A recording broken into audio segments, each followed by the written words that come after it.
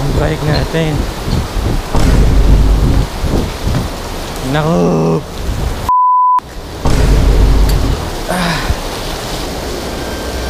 How am I going to proceed with the deliveries kung ganito kalakas yung ulan? Sana hindi naman nabasa yung mga may power bank ako dito tsaka ibang mga gadgets.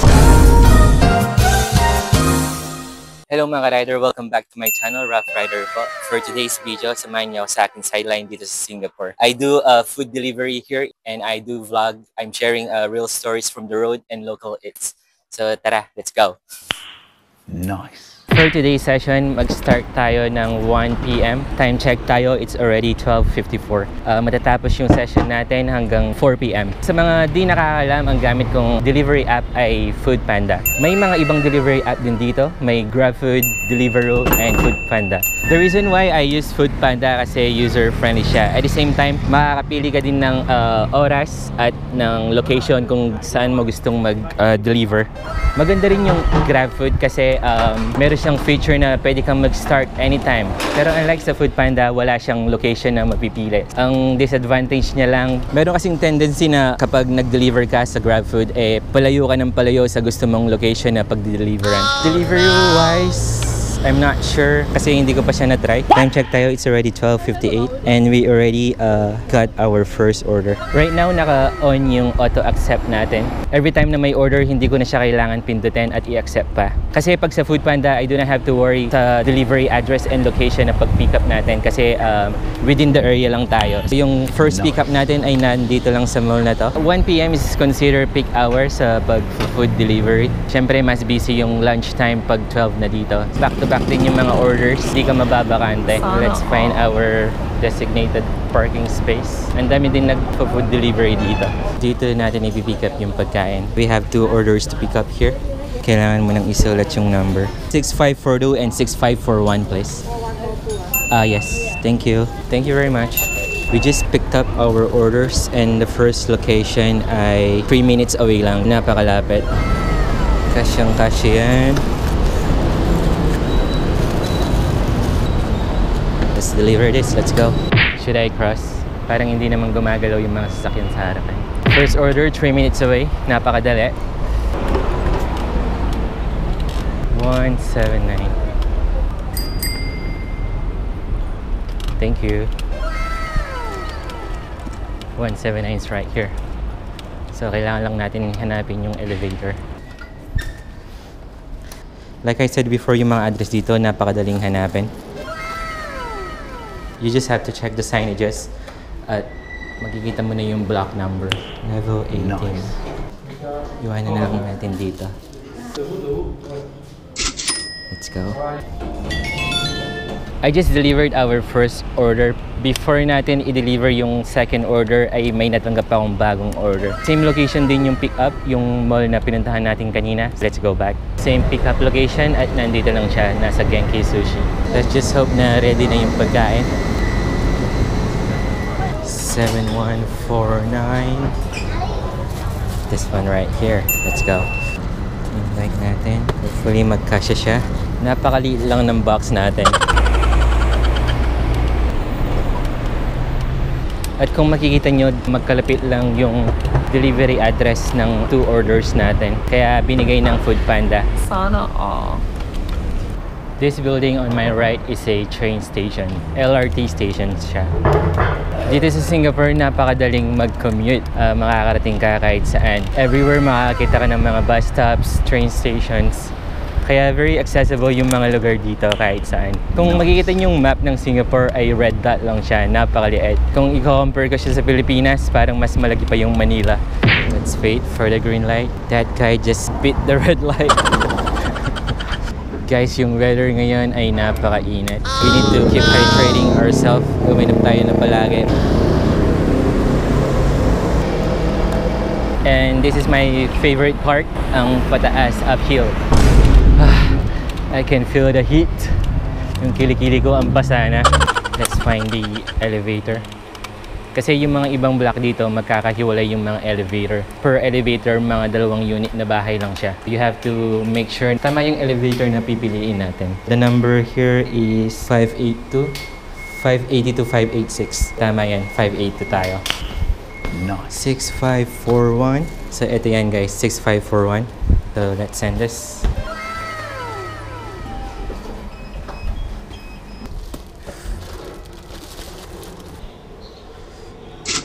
Magkalapit lang yung delivery address natin.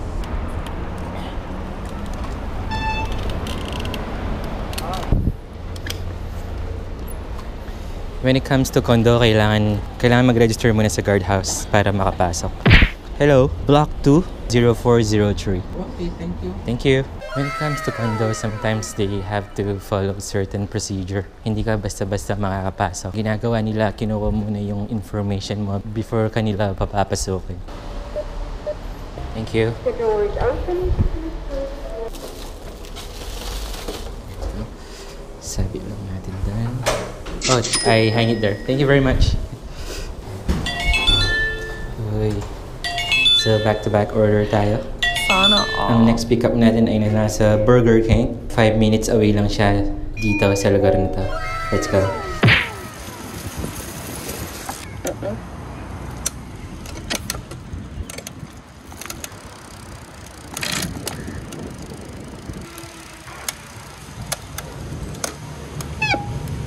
Guys, ito yung next pickup natin sa Burger King. Inayos na yung R nila. Dati dito, yung mga R walang ilaw. So, let's pick up our order here. Auntie, can I pick up 1, 2, 3, please? Other drinks? Okay. Medyo busy si Auntie. Are you just ready? My drinks. So, let's send this. I just picked out the order. Burger King, guys. Medyo big order ito. Madami siyang drinks.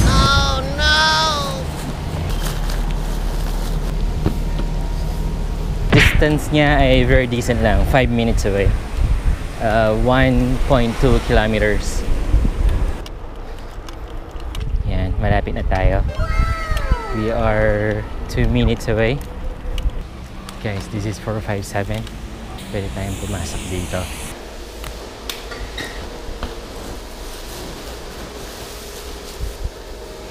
Okay. Yan. Please leave food on bench. Thanks. Sige. Pinapalagay lang sa bench. I think this is the bench.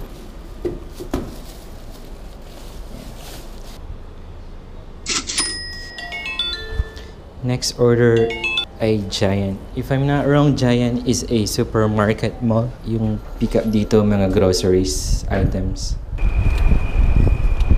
Parang nagbabadya yung panahon ngayon at napakadilim na, makulimlim. Sana hindi umulan. So like I mentioned, yung weather dito ay very unpredictable. Kanina lang ay napakainit at parang uulan na ngayon. Just leave our bicycle here. Ito yung pickup location natin, nasa Giant Supermarket. We are here at Giant Supermarket. This is my first time picking up goods here. Normally, nasa likod sila, if I'm not wrong. Parang dito. Yan. Ito yung mga pickup. 1XML. Hindi pa ata siya ready. Ginagawa pa yung order natin, hindi pa siya ready.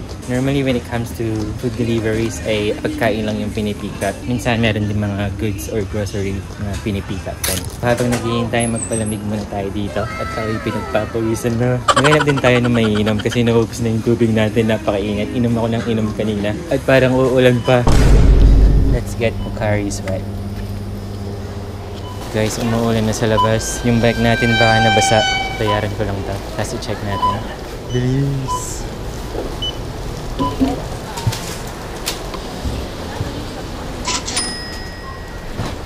Yung bike natin. Naku! I'm so sorry. Guys, nabasa yung bike natin. At may bag tayo sa loob.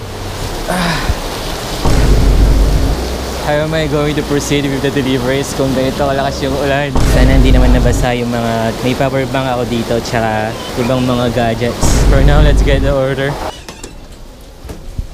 1 SMK. Then, this is good. 3 bags siya. Hopefully, kasya to sa delivery box natin. Napakalakas ng ulan. Parang hindi pa kasya yung ano natin. I'm not sure how am I going to deliver this order. Ito yung delivery address natin, 10 minutes away, 2.7 kilometers. If I knew! Pero okay lang yan. Let's try not to delay the delivery. Umalan man or umaraw, go pa rin tayo. Should we do it? I'm not sure if I can do it. Well, what we can do is wait for a while. Tingnan natin kung hihipa yung ulan. Let's try to wait up to 5 to 10 minutes. If not, I have to message the customer na madidelay tayo kasi biglang lakas ng ulan. Guys, I have been waiting here for 10 minutes at hindi pa humihipa yung ulan. Medyo delay na yung order natin. Hopefully, hindi magre-reklamo yung customer. Another 5 minutes, maghihintay pa tayo. Kapag hindi, talagang kahit umuulan, i-deliver ko to. I have decided na deliver ko yung goods na to kahit umuulan. What I did, inanggal ko na yung camera ko kasi wala siyang waterproof. Hindi ko na ilagay. Hindi natin inaakala na uulan ng ganito. But I have a hoodie naman. I will protect myself from the rain using this. At magpo-proceed na tayo. Let's go.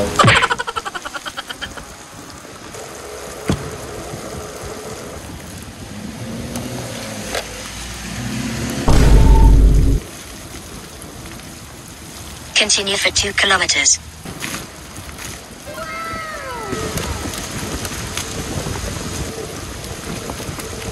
Guys, time check tayo. It's already 2:45. Medyo humina na yung ulan.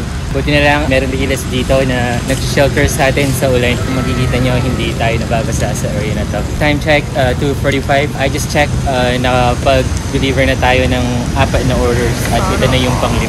We already have earned $24 if I'm not wrong. Dire-diretso lang. Umulan man or umaraw, walang makakapigil sa atin. Let's go!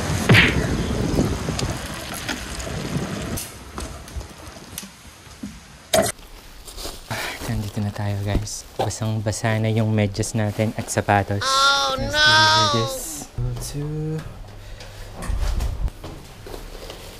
Ayan.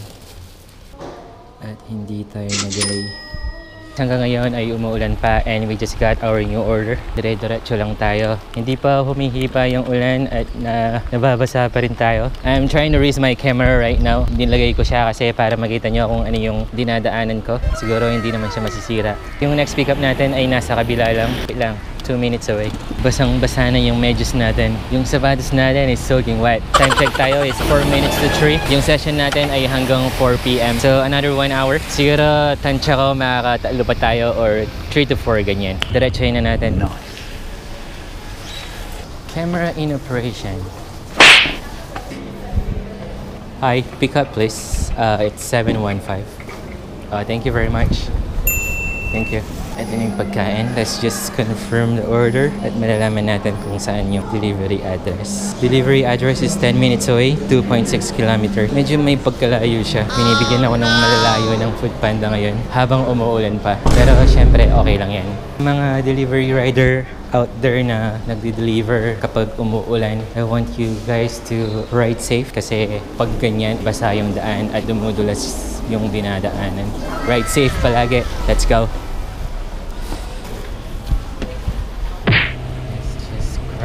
Right here. Kahit ilang oras pang umulan dito, yan lang yung baha. Inches lang kasi may flood control dito na walang kasamang payong. So kung makikita nyo yung pavement na to, sa baba ay parang drainage system siya. Diyan umaapaw yung tubig. Magkabilaan yan, dun din sa kabilang daan may drainage system dyan. Dire-diretso lang yan. Pag umuulan talaga, dyan muna napupunta yung tubig. At syempre yung tubig na yan ay diretso sa mga flood control or sa mga reservoir kung saan sila nakakonect. So malabong magka-flood dito. Yan yung kagandahan ng Singapore. Walang buhaya sa baba. This is what I'm talking about. Ito yung flood control natin. So yung daanan na yan ay mga drainage systems. Yung tubig ay dumadiretso sa baba. So napakaganda. Tingnan mo yung flow. Malabong babaha dito sa Singapore. Let's send this order.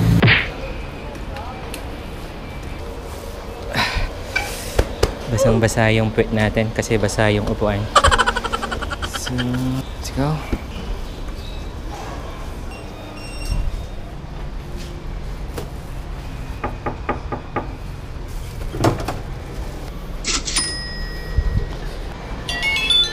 Back-to-back orders. 5 minutes away yung pickup address. This is the first time I've been here. Hindi ako masyadong familiar sa mga lugar dito. JY Lorme. I might need to park right here at kailangan natin pumasok at hanapin natin yung restaurant. I can just leave my bicycle here. I have a feeling nandito siya sa harapan. Let's find it. Let's park right here. JY Lorme. Ang daming kainan dito. And I already found the JY Lorme, yung kulay pink na signage. Ano kaya pwedeng makain dito? Tingin-tingin muna tayo. Parang gusto ko ng mga to. So you have to buy 3 for 450. Isa nito, ng garlic bun, at isa pa. Here you go. Mexican coffee bun. Uncle, this 3. No problem. Thank you very much. Alright. At ako'y nagugutom na. Now we can pick up our food. Nandito lang siya. Hello, auntie. 463. Thank you. And let's eat or let's deliver first. Why not do both at the same time? While I'm delivering this, kakainin natin to. Let's go. Natin siya dito. Make sure it's secure. We just received another order. Yung isang order ay nandun lang. Tara, puntahan natin. Pero syempre, kakainin din natin yung ating tinapay. I'll go with coffee bun first. Very tasty siya.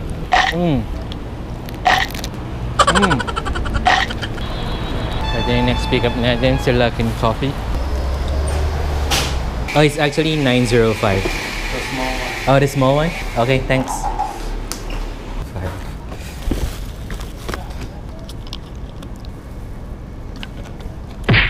Thank you. And very narrow yung daan dyan. Pinadaan muna ako. Habang kumakain tayo, panoorin natin yung nire-refer nilang daan dito.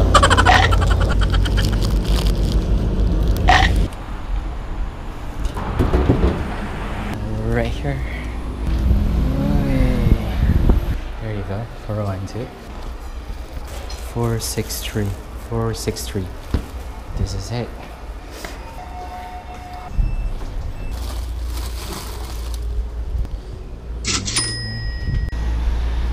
Next order natin guys, nasa kabila lang. Dito na lang tayo dumaan. Yan, shortcut. So we just have to cross right here. Pero syempre, hintay muna. Green man. Yung entrance nito ay nandun sa kabila. So kailangan muna natin umikot. Time check, it's already 3:43. Matatapos yung session natin ng 4 p.m. Still have 17 minutes to go. 257. This one right here. Level 2 lang siya. Mag-stairs na lang tayo. Here you go. Thank you. Thank you very much.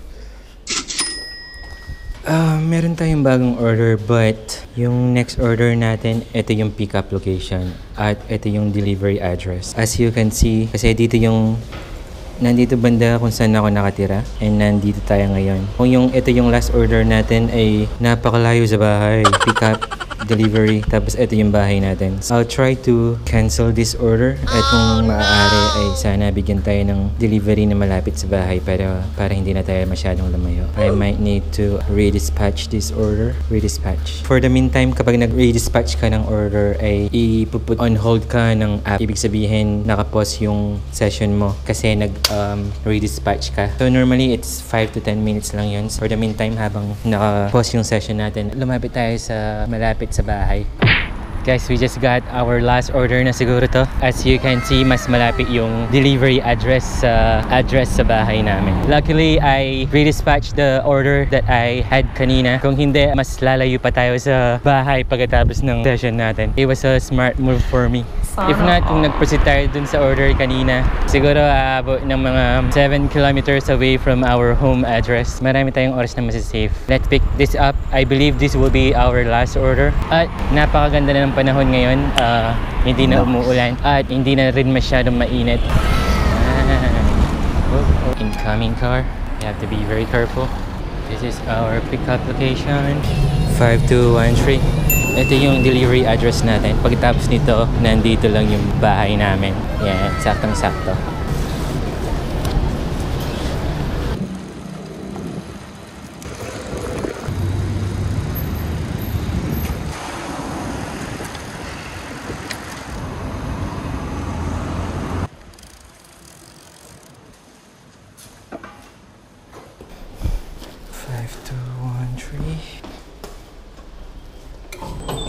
Go to level 16. This is 08? Yeah. Okay, thank you very much. Okay, bye-bye. And we just ended our session for today. Guys, we just delivered our last order. Time check tayo, it's already 4:20. I just checked, we have managed to deliver 9 orders for this session and we have earned $51. If I'm not wrong, meron siyang 90 cents. $51.90. We have earned that for 3 hours. Sana For today's all. session, very happening siya.